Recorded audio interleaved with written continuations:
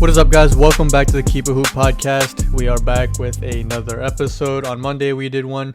If you haven't listened to it yet, you can go check it out. But we did, we went over the game ones of all the series and also did the predictions. I made predictions for the playoffs. But we've had a whole week or almost a whole week of playoff basketball since then. So I wanted to go over everything that's happened. So we'll start like we did on Monday with the 1-8 matchup in the East, the Sixers and the Wizards. So a lot of the talk around this series has actually been around what happened with Russell Westbrook and the fan. I'll get to that later on, but strictly talking about just basketball-wise, I mean, this series is probably going to be a sweep. I don't see Washington being able to stop Embiid. Ben Simmons is just able to do whatever he wants outside of just, scoring a lot. He's able to just dominate the game without having to do that. And he's really just taking control. Washington's offense, especially Davis Bertans, I'm sure most of you guys have seen his stats, but they're not pretty. I think he had a complete 0 game last time out, 0.0 rebounds, 0 assists, 0 steals, 0 blocks. But then had the 6 fouls. And a lot of people, myself included, had pretty high expectations of him after he signed that big contract. He looked really good when he first got to Washington, but it just really hasn't worked out. And I thought especially with Russell Westbrook coming in, I thought that would be a really good 1-4, 1-5 pick and pop play that they could run, and it just hasn't worked out. And he looks really bad out there, even more so now that we're in the playoffs. The Knicks-Hawks series, Game 2 was really fun to watch again. And I'm probably going to say that about any Knicks win, especially in the playoffs. But the first half was ugly. It was frustrating to watch as a Knicks fan. Julius Randle got off to another slow start. Elfrid Payton, his minutes didn't look good as a team for the Knicks. And the Hawks got off to a really quick start. I was really impressed with Trae Young and his poise. He had a lot of confidence and just poise and patience and just really reading the defense well, taking what they gave him. And it led to some good looks for guys like Hunter and Bogdanovich early on in the game. And, they were able to kind of go off of that. And then Trae, got a little bit more aggressive in the second quarter where, especially down the stretch going into halftime, he had some really deep threes. I remember he had a play against Nerlens Noel one-on-one, hit a step-back mid-range shot, and he had 20 at halftime. So, it looked pretty bad. I remember thinking to myself, do I even want to finish this game? It was really rough to watch. But the Knicks definitely made some really key adjustments going into the third quarter. And these are all going to be things to keep an eye on for tonight's game as well. So the biggest thing was Derrick Rose coming out and starting the second half in place of Elfrid Payton. Now, I talked about this in my video that I did on the Knicks-Hawks game yesterday. If you haven't seen it, go check it out on YouTube. Keep it hoop. But yeah, it just... Knicks fans... It's not like they wanted Rose to start as much as it was they just didn't want Elfrid Payton to start. So it's going to be interesting to see if Tibbs wants to keep Rose as that sixth man and if he is willing to insert then Frank Ntilikina or Emmanuel quickly into the starting lineup.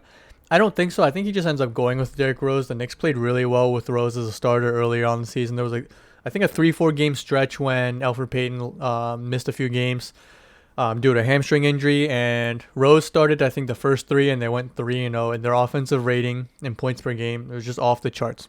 Probably their best offensive stretch of the season. So I think they just end up going with that. And then does that mean if Elfrid Payton isn't starting and Rose is starting, does that mean Elfrid Payton plays at all, or do those minutes go to someone like does it only go to Quickly, or does maybe Frank Ntilikina get some minutes? Because I don't think you can give Rose any more minutes, right? He's a guy who's, knock on wood, but he's had an injury history, right? And you don't want to risk it, and you want to keep him as fresh as possible for the minutes he's out there. And you do have a guy like, again, Ntilikina and Quickly, who are both younger. I think Ntilikina, with his defensive prowess, could, I'm not saying will, but could, because, again, Trae Young is still a very good player. But with Ntilikina's size and length, maybe he can slow him down a little bit. But It's going to be something to keep an eye on going into today's game, and it's definitely something I'm interested to find out. We have about, I think, 2.5 hours until tip off, so we'll see how that goes. The Knicks also inserted Taj Gibson to start the second half, and I talked about this again in the video, but it was big because the Hawks weren't playing, especially Clint Capella specifically. They weren't playing Nerlens Noel at all. Like, they weren't defending him at all.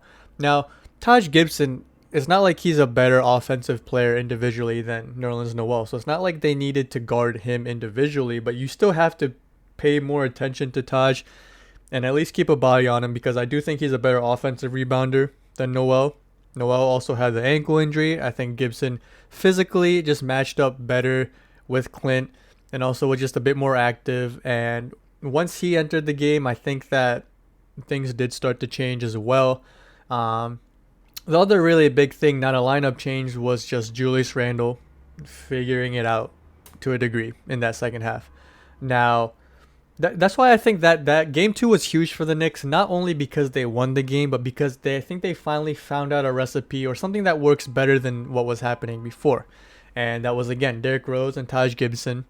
But also Julius Randle, I think if he can figure it out and if he can play the way he did in the second half in game 2, if he can stretch that out to a whole game, game 3, game 4, so on and so forth, then I think the Knicks do have a better chance of winning this series. Because if he was playing the way he was playing in the first 5-6 quarters of this series, then the Knicks don't win this series at all, right? And a lot of times you look at the playoffs, in the basketball game in general, but especially in the playoffs, you need your stars to show out, right? And Trae Young, no doubt, has been playing very well, right? And he's a guy that I don't even love. I don't love his game per se. And obviously, as a Knicks fan going up against the Hawks, I'm not rooting for him.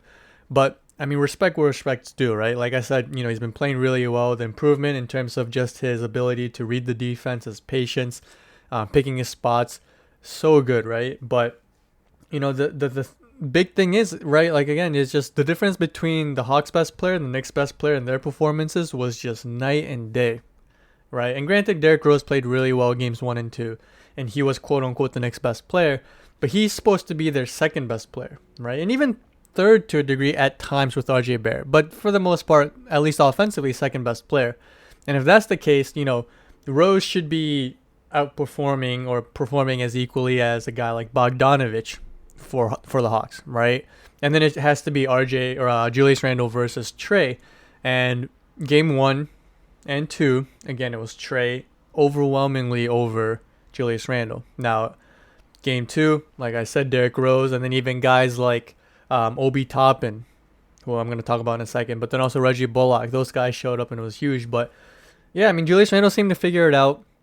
I think a lot of it, or at least half of it, was mental. And I think compared to the first 6 quarters of the series, he was just a lot more decisive. I think that earlier on, he was overthinking some things. He was catching the ball. Sometimes he would catch it, I think, a little bit too far out in the perimeter.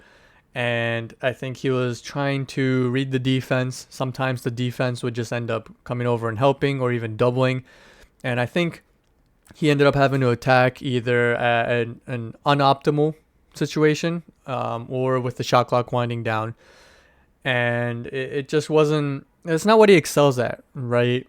Julius Randle is someone who is better at just catching and taking whatever advantage he can get, because he's strong, pretty fast, quick first step for his size, can shoot inside and outside, but he's not like your traditional Harden, ISO player, right? He kind of just needs to get it and go.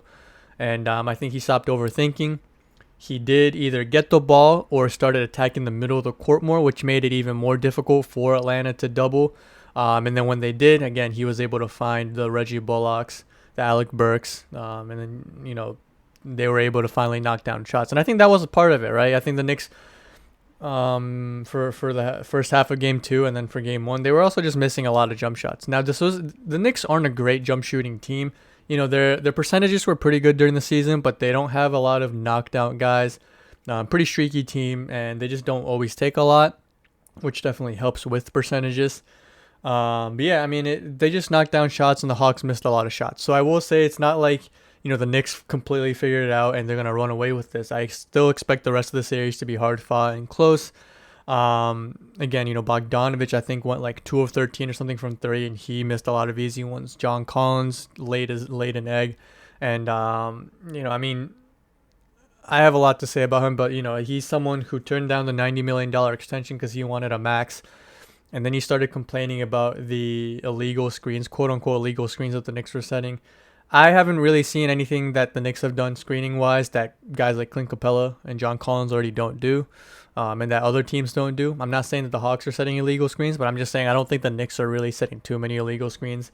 But yeah, I mean, I think if you're a young player who bet on yourself, I always respect that, right? But if you're looking to get paid max contract money, you just can't have a 0 point game in the playoffs. You just can't. And, I thought he hurt the Hawks a lot, had some early foul trouble, and I think that took him out of it. But with his athleticism and activity, he shouldn't just be, waiting for catch and shoot jump shots. If it's not falling, he's got to attack and go get rebounds and contribute other places. And we all know he's not a great defender either, but it's the playoffs, and you just have to find ways to impact the game in a more positive manner. Before we move on to predictions for tonight's game, actually, I wanted to talk about Obi Toppin real quick because I actually wrote an article for SB Nation in their Knicks blog, Posting and Toasting, and I talked about how I think people were too quick to judge Obi Toppin and call him a bust and just give up on him, right? And Obi is a player who, yes, he was a lottery pick. Yes, he was, he wasn't a freshman or anything like that, so he should have been more developed in a way, right? You can make that argument, but he is having to play a role that he never had to in the years at Dayton where he prospered, right? He was used as a roll man. They got him in a lot of actions heading towards the rim, fast break, and he was the focal point of that offense. Whereas now he is, fourth or fifth option when he's on the court. A lot of times he's having to spot up in the corners. And, it's not easy for a guy to have an offense run through you. And you're getting a lot of actions, especially ones that takes advantage of the things you're good at, which for Obi is his good hands and then just being super athletic, quick first step, the vert, right? The leaping abilities. And again, and part of it's on Tibbs and part of it's on Toppin because he does need to continue to develop his ball handling and shot making and shot creation, but he just wasn't really used like that at all. In the article I wrote when I researched, he was used in a lot less roles, pick and roll plays than guys like Noel and Taj Gibson and Mitchell Robinson. Obviously, when he played, Mitchell Robinson, I understand because he's super athletic and taller and he's the center, right? But with Taj and Noel, they're not great finishers either. So I wish that Toppin was being used more in those opportunities. But one thing I will say about Toppin is the fact that if you've watched Knicks games, especially the last month or so, he's actually been playing really good basketball. And again, not all of it shows up on the stat sheet. A lot of times he's out there with 4, 5, 6, 7 points.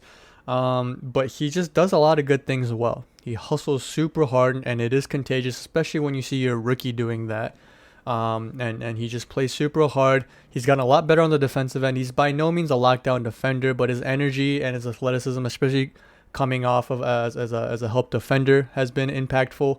And then his ability to just get out in transition. We saw the alley-oop from Burks on Wednesday, but Derrick Rose is someone who's always looking for Obi. And if you have a guy like Obi running the floor, there's another play, I think, in the first half where Obi's running on Rose's left side, and then Rose is able to no-look pass it to Quickly, who gets a tough layup to go. Again, that's not a play that's going to show up on the stat sheet, but Toppin, just by running hard, is helping his team out. And I do think I'm also impressed with his mentality and his I guess maturity to come in here and really just do whatever it takes for the team. Not once this year, after being a highly touted lottery pick, not once has he complained about the amount of touches, the amount of shots, the amount of minutes. Been a great team first guy, and as a Knicks fan, I mean, it was super nice to see him not only playing well, getting minutes and contributing, but getting the Obi chance at MSG. And he's a homegrown kid, right? I mean, he's born and raised in New York, I believe, and it was great to see, right? So I just wanted to put that in real quick. So game three tonight in Atlanta. It's another thing to keep track of real quick before I actually go and predict this game is the fact that a lot of times in the past, especially in the regular season, because these two teams haven't really met in the playoffs in recent years, but a lot of times that Hawks arena is filled with Knicks fans. And I know Trey said, we'll see you in the A, and Huerter and Capella and Collins, and they've all talked about, wanting to see their Hawks fans, really fill the stands and give the Knicks the same treatment that the MSG crowd gave the Hawks, right? I do think that there will be more Knicks fans in Atlanta, at least percentage wise, than Hawks fans at MSG. But I am actually expecting Hawks fans to show out to a decent degree. Like, I don't think that it's going to be overwhelmingly or majority Knicks fans. But I do think that Knicks fans will show out. Just looking at social media and just hearing and reading about people going down there, I do expect you to see some, a decent amount of Knicks jerseys and hear Knicks chants. And that sounds like a small thing, but it can make a difference in a playoff game. One that it's, in a series this close. I'm picking the Knicks because solely just off of the fact that I do think that Julius figured some things out. I think Rose being in the starting lineup helps tremendously. And whatever positive gain that gives the Knicks, I do think the game's still going to be close because I do think that Collins and Bogdanovich are going to play better. I'm also I'm just trying to speak this into existence, right? And you can't blame me for that. But yeah, I have the Knicks winning tonight. Bucks Heat, man, this series has been the most disappointing and most boring one so far. And that's including the fact that like we're seeing Celtics Nets, who we knew was going to be a blowout, and I think Hawks Heat might somehow be even worse than that. Now, game one was close, but the last two games, I mean, it hasn't even been close. I mean, like I'll have the game on, but like I can't even really pay attention because it's just, that offense just looks so, like there's no direction, there's no just like purpose, and that whole team just looks tired for some reason. And they obviously need to make some changes going into the offseason because I think, again, you have the core. Butler's still a solid player. Bam, as he continues to improve, is a good player, especially on defense, right? And then you have Tyler Hero, who I'm sure, I know there's a lot of jokes going on around him and how Hawks fans and the Heat, or not the Hawks, but the Heat fans and the Heat didn't want to give him up for James Harden. Imagine this team with Harden now and how crazy this series would have been by now. But yeah, they obviously need to make moves because as currently constructed, I don't think they can do anything similar or close to what they did last year.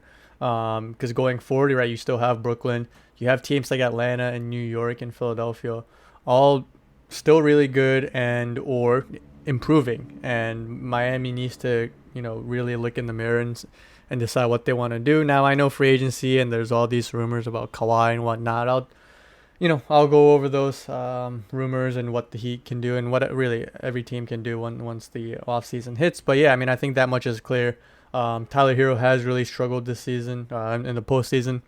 The good news, the one probably good news for the Heat is that Jimmy Butler was finally aggressive and actually was making shots in Game 3. But I'd be surprised if we see more than one more game in this series. I expect the Bucks to close it out and sweep the Heat. I think they play on Saturday, maybe Sunday. But yeah, this weekend, the Bucks should 100% sweep them. I've been impressed with Chris Middleton, who's had a rocky career in the postseason, but he's been playing really well. Drew Holiday, insane plus-minus numbers, and just his impact on this team is huge, right? And, there were people who, for some reason, insinuated or talked about the fact that Drew Holiday isn't even that big of an upgrade over Eric Bledsoe, and his team looks completely different. Now I know, again, Middleton has stepped up. Guys like PJ Tucker, Bobby Portis, Brent Forbes. This is a different team, so it's not just Drew, but overall, this Bucks team does look a lot more tougher and a lot scarier and a lot more consistent than the Bucks team in the past. That kind of just said, all right, Giannis, do everything for us. So I think they are that Bucks Nets series in that second round, man. I'm very excited. Nets, right? It is 2-0. There's really not much to. Going back real quick. The DiVincenzo injury. He's out with a foot injury for the rest of the playoffs. That is big. DiVincenzo has quietly put together a really solid season. I think he was averaging like 10, 4, and 3. Gives them some shooting, decent energy on the defensive end. And yeah, they're going to miss him. They are. And I don't know if they're going to start PJ Tucker or Pat Connaughton. Not sure what's going to happen there, but they're going to miss him a lot. So that is something to keep an eye on. But the Brooklyn-Boston series, again, another one of the more boring series. Yeah, I mean, I don't really think this goes past 4 games. Not really much to talk about either. You have the Jazz-Grizzlies series. I think everyone knew what the Jazz were doing when they were sitting Donovan Mitchell out. They knew that they had a possibility of beating the Memphis Grizzlies without Mitchell, right? And then the Grizzlies won game 1, obviously, and then the Jazz said, all right, let's bring Mitchell back. He could have played game 1. Now he's healthy for sure. And it wasn't even close. Ja Morant had, I think, 47 points, and the game wasn't close, right? He did everything he could, but the Grizzlies are just out-talented in this series, right? And Utah, I think they had 7 players scoring in double figures, and their offense, when it's clicking, is as good as anyone's in the league. And it showed. It really showed. And, I expect Utah to just win out from here on out, to be honest. The Clippers Mavs series, man, this has been a fun series, and I know it's too low, but it's been fun just because of all the narratives, right? And then you also have the memes and just everybody talking about it, social media, TV, whatnot. But man, it's and I don't think Kawhi's legacy, crumbles after this loss, but it's still gonna be a bad looking loss, man. To go to LA, with him and PG, and even you bring in guys like Marcus Morris mid-season, and then you have the Pat Bevs and before the season, and you obviously had Lou Williams and Montrez, and you're talking all this trash about how you're gonna take over LA and whatnot. And then you spend the last 2 games, I think, of the regular season tanking so you avoid the Lakers. And then you go down 2-0 against Luka. Now, Luka's looked like the best player in this series. It doesn't matter, right? So the one thing I talked about, I think, in the last episode was the fact that apparently, right, well, we know it happened, but Kawhi was going to guard Luka more. And it didn't even matter because, yes, Kawhi started possessions out on Luka, but a lot of times Luka was just manipulating the offense and the defense to get the matchup he wanted, whether it was with screens and, just different sets. He was able to get the matchup he wanted. Now, the few times Kawhi guarded him, it was good defense, and Luka still didn't care, hitting fadeaways, mid-range, Dirk Kobe looking, and, going left, one-legged three-pointers. I mean, he was just playing horse out there. He was having fun. You could tell he's having fun, and he talked about it and said so after the game. But, yeah, I mean, he's been the best player in this series. And, the worst part was in that fourth quarter, he made Reggie Jackson and Rondo and Pat Bev look like minuscule human beings. And granted, they're tall for average Joes, but they just looked small out there, right? He was getting switches on them and then just putting his head down, putting his shoulder down, floater, layup, little pull up mid range. He was getting whatever he wanted. Now, I don't think Ty Lue can just keep those small guards out there. And I know it helps their offense out a bit. And I know they were down and they needed to come back. But they were actually getting baskets, right? And again, part of that is because of the small lineup they had. But you're not gonna come back into a game when you're able to score, but you're giving layups to Luka Doncic, to anyone, but also Luka Doncic, right? Pat Bev just looked. I've never seen Pat Bev, who's been a very confident and pretty good defender throughout his career, look so useless out there. And he even tried running away from one of the switches one time, and Luka just went right at him. We've seen the too small memes and the videos, but it really is true. There's only so much a smaller guard can do against a really good offensive player who's bigger, knows what he's doing, and has his mind made up that he's going to keep attacking. So, I don't think the Clippers end up getting swept, right? I think they actually, hopefully, right, at least take a game or two. Because, man, it's going to be a bad look. And then again, like I said earlier, the Kawhi Leonard and where he goes, that's going to be a conversation if the Clippers don't get past at least Dallas, right? So that'll be something to keep an eye on. Portland against Denver. Dame's looked pretty unstoppable so far this series, at least in spurts. But Austin Rivers just went crazy last night. I'm happy for him. As a Knicks fan, we had him earlier on in the season. He won us some games. I think he went off against Utah, maybe even twice. But he's one of those guys who was super professional, a veteran guy. Provided us with some leadership outside of the above average defense and some shooting as well. But it hurt because I am a Dame fan. He's one of, if not my favorite players in the league. So to see him lose that game was rough. But again, as a Knicks fan, seeing Austin Rivers not only being in the playoffs, getting minutes, but having a big moment, it was pretty fun to watch. Pretty fun to watch, and he really closed that game out. Suns Lakers. Chris Paul looks a little better, I will say, at least compared to Game 2, and the end of Game 1. He does look better, but he's not himself yet. Devin Booker struggled, and I think the Lakers, again, this is why I didn't count them out. Yes, they're coming off injuries and whatnot, but not only are they champions, but they have a supremely talented guy in Anthony Davis, but also LeBron James. And I've counted LeBron James out in the past before, whether it's on podcasts, social media, just talking with friends, in my mind. I've said, all right, he's going to lose this year, or he's going to get bounced early this year. And it never happens. It never does.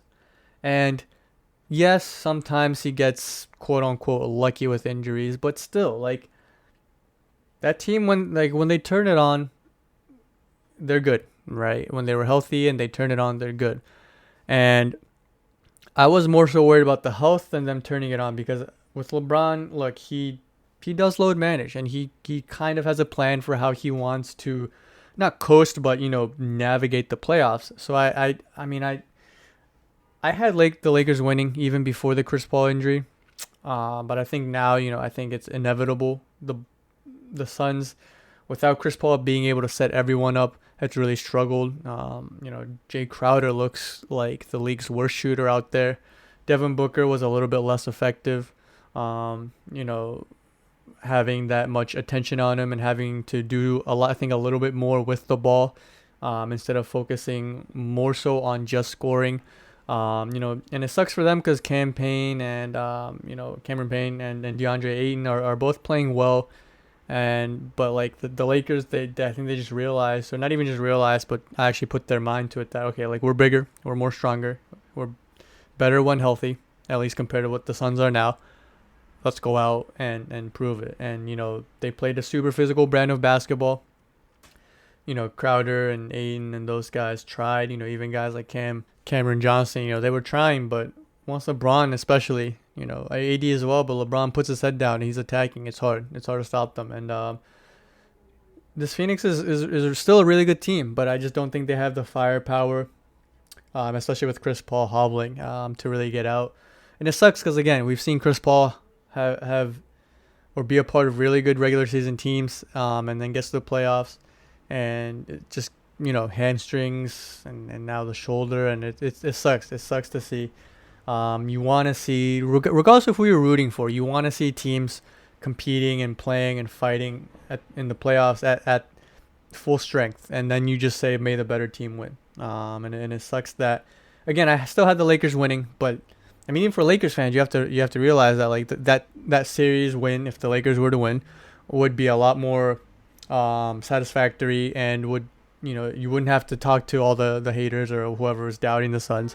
Were they healthy? So I mean, it sucks for the league, sucks for the Suns, sucks for Chris Paul, because the Suns and they definitely believe that they could have beaten the Lakers in games 2 or 3, and the series. If Chris Paul is healthy, and I'm sure they still believe that they can pull it out and they can fight and crawl and scratch and find a way to win, but it does look a lot rougher now, right? So that's it so far for the playoffs, the round ones. Again, Philly Washington not close. Knicks Hawks should be exciting. I expect it to go 7 games. Have the Knicks winning tonight. Hawks Heat, or Bucks Heat, not close. Bucks sweep. Celtics, I'm going to get swept by the Nets. Jazz, Grizzlies, Mitchell back. Offense looks unstoppable. Ja just doesn't have enough help. Clippers, Mavs, I think the most intriguing series to keep an eye on.